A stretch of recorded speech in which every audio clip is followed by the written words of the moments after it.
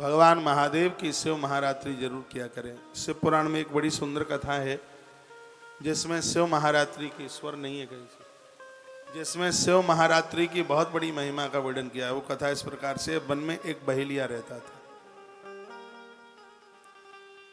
माता पिता का परम भगत था, बहुत ज्यादा। एक दिन की बात थी, पिताजी के लिए वो पशु मारने के लिए वन में चला गया। हिंसक लोग, वन में रहने वाले वनवासी लोग, उनका तो भोजन पानी वही है। और इसने संकल्प लिया कि जब तक पिताजी को मैं उदर पूर्ति नहीं कर दूंगा तब तक मैं पानी ग्रहण नहीं करूंगा। और जंगल में वो एक सरोवर के किनारे पहुंचा। इधर उधर देखा तो उसको कहीं कोई जीव जंतु दिखाई नहीं दिया और सोचता है कि सामने बेल का पेड़ है, क्यों नहीं मैं इसके ऊपर चढ़ जाऊं। मैं जब तक नीचे खड़ा रहूंगा तब तक तो कोई जीव आएगा नहीं, और मैं इसकी ओट में हो जाऊं। और वो बेल के ऊपर चढ़ गया। एक कमंडल में जल और उसने और ले लिया था। इतने में एक मृगी हिरणी आई। हिरणी ने जैसे ही पानी पीने की कोशिश की तो इसने कहा सावधान। हिरणी ने देखा और मृगी ने कहा भैया तुम मुझे क्यों मार रहे हो। बहेलिये ने कहा मेरे पिताजी माँ भूख से त्रसित हैं, तुझे मारकर मैं उनके भूख की निवृत्ति करूंगा। हिरणी ने कहा मेरे छोटे छोटे बच्चे हैं भैया मुझे छोड़ दो। मैं अपने बच्चों को, सुनिए, मैं अपने बच्चों को बहन को सौंप आऊं, फिर मैं तुम्हारे हाथ से मरने के लिए आ जाऊंगी। मुझे मार डालना, अपने माता पिता को भूख निवृत्त कर देना। बहेलिये ने कहा ऐसा कौन है जो मौत के मुंह से निकल करके फिर मरने के लिए आ जाए। मृगी ने कहा हम हैं, हम भारत की धरा पर जन्मे हैं, हम पशु हैं तो क्या है। बहेलिया भैया हम झूठ नहीं बोलेंगे, मेरे बच्चे छोटे छोटे हैं, वो तड़फ करके मर जाएंगे। मैं अपनी बहन को सौंप करके बहुत जल्दी आ जाऊंगी। बहेलिये ने कहा मैं कैसे मानूं। तो यह कहने लगी वायदा करके मैं ना आऊं तो मुझे वही पाप लगे जो एक पत्नी अपने पति को धोखा देके दूसरे पुरुषों के साथ संबंध जोड़ करके व्यभिचार करती है। उस व्यभिचारिणी स्त्री को जो पाप लगता है वह पाप मुझे लगे, यदि मैं वायदा करके वापस ना आऊं तो। जब उसने बाण उठाया था तो कुछ बेल के पत्ते और कमंडल का पानी लुढ़ककर बेल पत्र के नीचे महादेव की पिंडी थी उसके ऊपर गिर गई। बहेलिया ने उसको छोड़ दिया और वो चली गई। इतने में अपनी बहन को खोजती हुई उसकी दूसरी मृगी, दूसरी हिरणी आई और वहीं पानी पीने के लिए। उसने भी जल पीने की कोशिश करी तो बहेलिया ने फिर से धनुष बाण उठाया तो कुछ बेल के पत्ते फिर नीचे गिरे। कहने लगा सावधान, मैं तुझे मार डालूंगा। वह रो पड़ी और कहने लगी बहेलिया भैया मैं अपनी बहन को खोजने के लिए आई थी, मेरे छोटे छोटे बच्चे हैं, मुझे ना मारिए। मैं उन बच्चों को अपने पति को सौंप करके मैं जल्दी आ जाऊंगी, मुझे मारिए मत। बहेलिया कहने लगा कि मेरे माता पिता बहुत भूखे हैं और तुझे मारे बिना तो मैं तुझे जाने नहीं दूंगा। तेरी एक बहन भी ऐसे ही मुझे बातों में फंसा करके चली गई।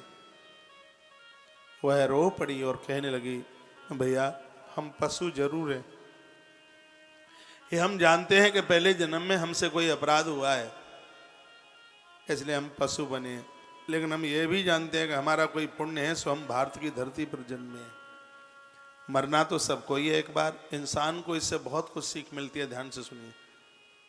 मृगी हिरणी कहती है मरना तो सबको है एक बार, ये हम जानते हैं, हम भी मरेंगे तुम भी मरोगे, बच्चे अनाथ हो जाएंगे, हम झूठा वायदा नहीं करेंगे, हम लौट करके जरूर आएंगे। हम आपसे थोड़ी देर के लिए अपने प्राणों की भीख मांगते हैं, हमें आप कुछ घंटे का अवकाश दे दें, हम जल्दी आ जाएंगे। मृगी कह करके रो पड़ी। कहा हम कैसे विश्वास करें। तो ये कहने लगी एकादशी जैसे पवित्र व्रतों को करने के बाद जो लोग इन व्रतों को तोड़ देते हैं, व्रत को व्रती तोड़ता है, उसको जो पाप लगता है वह अपराध मुझे लगे यदि मैं वायदा करके न आऊं तो। आप व्रत नहीं करते हैं तब उतना अपराध नहीं है जितना कि व्रत करने के बाद व्रत को तोड़ते हैं, जघन्य अपराध है उसका। फुल्का छोड़ने का नाम ही व्रत नहीं है। व्रत में मानसिकता को जीता जाता है, इंद्रियों को जीता जाता है, और हर किया गया सदकर्म अनंत गुना हो जाता है यदि जो कोई व्यक्ति व्रत करता है। व्रत तो परम साधना है, और इस कलिकाल में तो व्रत की बहुत ज्यादा महिमा है। कलयुग में प्राण अन्न में रहते हैं, सतयुग में प्राण हड्डियों में रहते थे, त्रेता में मांस में रहते थे प्राण, द्वापर में चमड़ी में रहते थे, और कलयुग में तो प्राण अन्न में। जब तक सतयुग में हड्डी न तोड़ देते तब तक आदमी मरता नहीं था। महात्मा दधीची जैसे महापुरुषों की कथा इसी संदर्भ में आती है। त्रेता में जब तक मांस नहीं नोच लिया जाता आदमी के प्राण नहीं निकलते। द्वापर में जब तक चमड़ी नहीं उधेड़ ली जाती तब तक आदमी का प्राण नहीं निकलता। कलयुग में कुछ भी नोचने की जरूरत नहीं है, उसको बंद करके किवाड़ों के अंदर रोटी बंद कर दो, 2-3 दिन में खत्म हो जाएगा, क्योंकि कलकाल में व्यक्ति के प्राण ही अन्न में है, और व्रत वाले दिन अन्न को जीता जाता है। इसलिए व्रत तोड़ना बिल्कुल ठीक नहीं है। यह रो पड़ी और कहने लगी, भैया ग्यारस जैसे, शिव महारात्रि जैसे पवित्र व्रत में अन्न लोग खा लेते हैं, उनको जो पाप लगता है वो पाप मुझे लगे यदि मैं कह करके ना हूं तो। मृगी चली गई, हिरणी चली गई। सामने से देखा कि वह मृगी पहले वाली अपने पति मृग के साथ अपने 4 बच्चों को लेके आ रही है। इधर से इसका भी पहुंचना हो गया। इसने पूछा, बहन कहाँ जा रही हो? क्या मेरे साथ जो घटना घटी है वो तुम्हारे साथ भी घटना घट गई? हाँ दीदी। सबकी आंख में आंसू आ गए। बच्चे कहने लगे, ये इंसान इतना झूठ बोलता है। माँ हम झूठ बोलते हैं तो क्या गुनाह है, हम नहीं जाते मरने के लिए। मृगी ने कहा, बेटा पूर्व में हमसे कोई अपराध हुए हैं तभी तो हम पशु बन करके आए हैं। हम गलती दोबारा नहीं करेंगे। हम मर भी जाएंगे तो किसी के भूखे की भूख को मिटाएंगे, हमारा कल्याण होगा। ईश्वर यदि हमने कुछ गलत नहीं किया है तो मृग ने कहा कि महादेव हमारी रक्षा करेगा। ये विश्वास था भगवान के ऊपर। यदि हमने कुछ गलत किया नहीं है तो महादेव हमारी रक्षा करेगा। भगवान व्यास लिखते हैं, हे इंसान जाग तू। पशु पंछी भी महादेव की कृपा का अनुभव करते हैं, लेकिन तू कैसा है? तेरे लिए ईश्वर इतना कर रहा है और तू कभी ईश्वर की कृपा का अनुभव नहीं करता। वह मरने के लिए उसी सरोवर पर आ गए। इसने चौथी बार धनुष बाण उठाया, कमंडल उड़कर महादेव के ऊपर गिरा। इसने कहा, सावधान। जैसे ही पत्ते नीचे पिंडी के ऊपर गिरे उसी समय पिंडी फाड़ कर भगवान महादेव, भगवान शंकर भोलेनाथ प्रकट हुए। भगवान महादेव ने कहा, भगत नीचे उतर के आ जा, मैं तेरे ऊपर अति प्रसन्न हूं, बहुत ज्यादा प्रसन्न हूं। मांग मांग मांग, क्या चाहिए तुझे? वो वृक्ष से नीचे उतर के आया, शिव के चरणों में गिर पड़ा, कहने लगा, बाबा मैं अधर्मी हूं, मैं अन्यायी हूं, मैं इन मूर्ख पशुओं को मार रहा था। भला मुझसे तो ये कितने बढ़िया हैं, धिक्कार है मनुष्य बनने पर मेरे लिए। मुझसे ये पशु कितने भले हैं, कितने अच्छे हैं, ये अपना वायदा निभाने के लिए मेरे हाथों से मरने के लिए आ गए।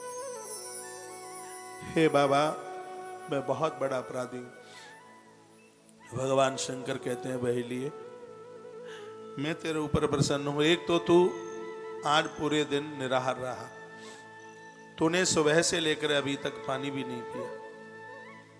कहा मैंने कोई व्रत नहीं किया, वो तो मेरा संकल्प था कि मैं अपने माता पिता को जब तक उनकी भूख ना मिटा दूं तब तक पानी भी नहीं पीऊंगा। शंकर कहते हैं जो माता पिता के लिए इतना समर्पित होता है उसके लिए तो हम लोग प्रकट हो ही जाते हैं।